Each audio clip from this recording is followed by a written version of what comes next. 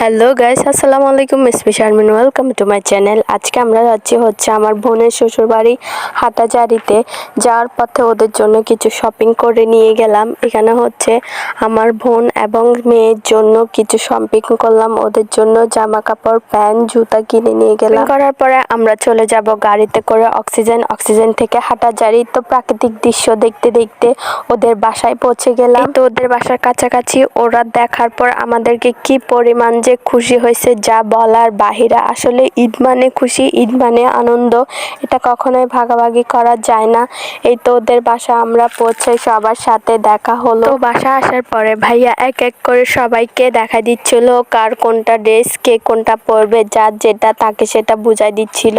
বোনের ছেলের pant shirt গেঞ্জি এবং বোনের হাজবেন্ডের জন্য বোনের জন্য যার যেগুলো সেগুলো সবাইকে বুঝাই দেওয়া হচ্ছিল। এবং বোনের ছেলে মেয়ের ড্রেসগুলো এত পরিমাণে সুন্দর হয়েছে যা বলার বাহিরে।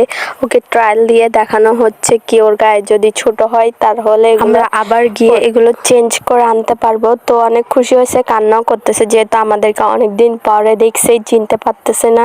এটা আমার বোনের জন্য, ও অনেক খুশি হয়েছে। আমার বোনের ছেলে ও তো মারাত্মক লেভেলের খুশি হয়েছে, বাহিরে অনেক খুশি হয়েছে কারণ মামা এবং খালামণিদেরকে অনেকদিন পরে দেখছে যেহেতু আমরা ঈদ ছাড়া যেতে পারি না। এরপরে ইফতার টাইম চলে এলো। তো সারাদিন রোজা রেখে সবার সাথে একসাথে ইফতার করার মজাই আলাদা।